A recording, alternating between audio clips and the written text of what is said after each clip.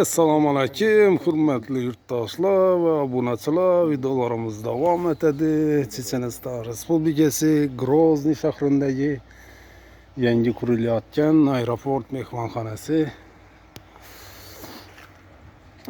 Harmanglar o'rtoqlar.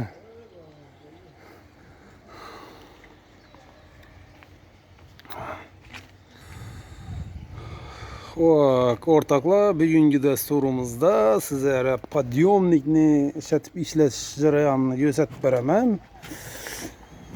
Hozir videolar chechenlardan urib o'tdi. Fasadni ko'rishlaringiz mumkin. Fasad nomi bo'ladi, alifon emas.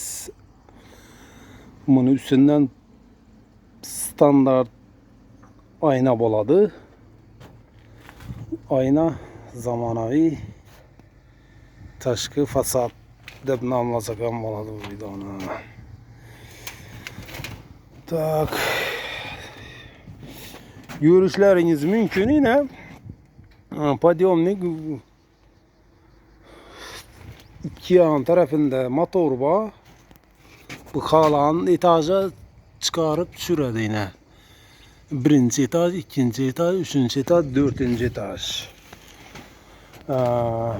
Yine bir de knopkaları var yine. Tak. Kızıl toktatadı. Gök yine işe tushiradi. Görüşleriniz mümkün. Tak. Vniz. Kızıl vniz eken yine yazılgan ortaklar. Gök verh. 3 knopka aşağı tushiradi. Eğer de yukarı ko'tariladigan bo'lsak, o'sha gök knopkani bosamiz.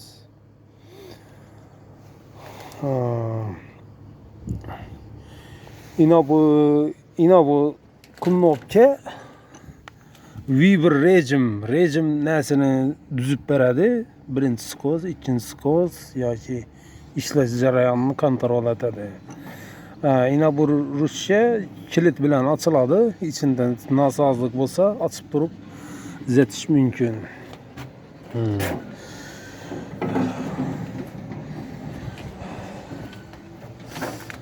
Bize hozir islatamiz. Bu yerda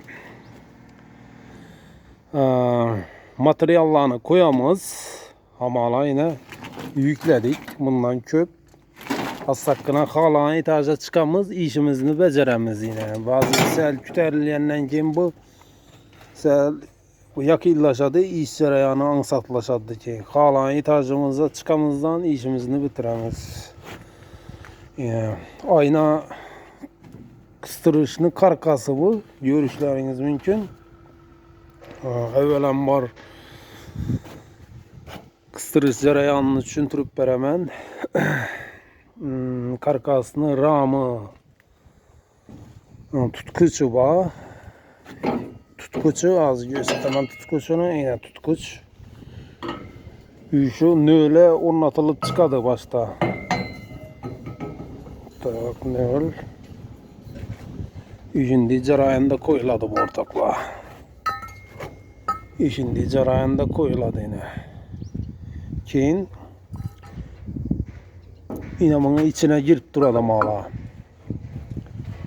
Yine teyyar var yine böyle. Görüşlerinizin ki hiç giyinemez. Adamıza kol hem nereden geledi? Eğer de kellesini sen katırsa yine bir bolt indirip koydular. Hazırsa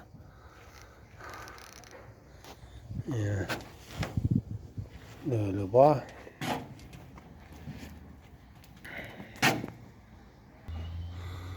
Tak, ortaklar bundan bir 10-15 gün burun Instagram'da bir video tarqalib ketdi. Bir maktabni konstruksiya ishini, remont ishini olgan ekanlar. Bir firma, so'ng fasad ishlarini ishlayarlar, so'ng texnozorlar kelib, bituvchilar ishini tekshirgan vaqti kamchiliklar tug'ilgan. Shu video Şu videonu gördüm. Elbette kemçilikleri var eken. Teyine layver yerler. Birinci kemçiliki mesela mutaxassis aytib tuttu.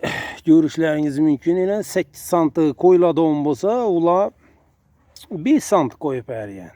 Ama la yine bu yupkadan koyup bergenler yine. Yine görüşleriniz mümkün. B'den neçik koyulup tuttu. Bu fasattan neçik koyulup tuttu. Buna özü 8 malanit vurulgan. Üstünden keyin yine bu 10 santılık koyulup tuttu. Yani şimdi basıladı koyulsa üstünden yine koyulup tuttu yine. Ne için dese projekte şimdi basılgan. Berilgen, çizilgan. İşinde koyulması gerek.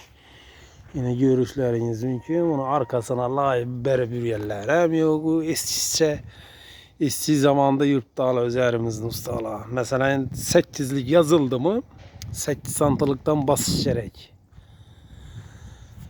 Basın işinde yine 2 tane kitçiye 2 tane anker nurun selçattarak boza 4 nurun yine yapamasa 3 nurun hiç düşüp kalmıyordu. Ne? Sıfatlı boladı. Yine kısoklarını kesip koyup verirler. Hiç cepi yok. Lakin anker tutup tuttu ama eşim işlerine cep tapmıyordu. Eğer de projekt boyunca işlesenizler.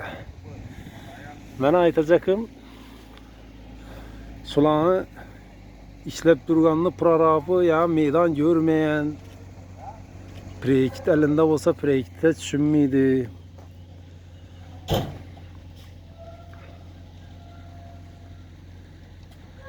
Eğer de gep gemiydi 8'lik kalınlıkta buldurup projekte yazılgan olsa 9'luk koyu verse ne için 9'luktan koydun demeydiler.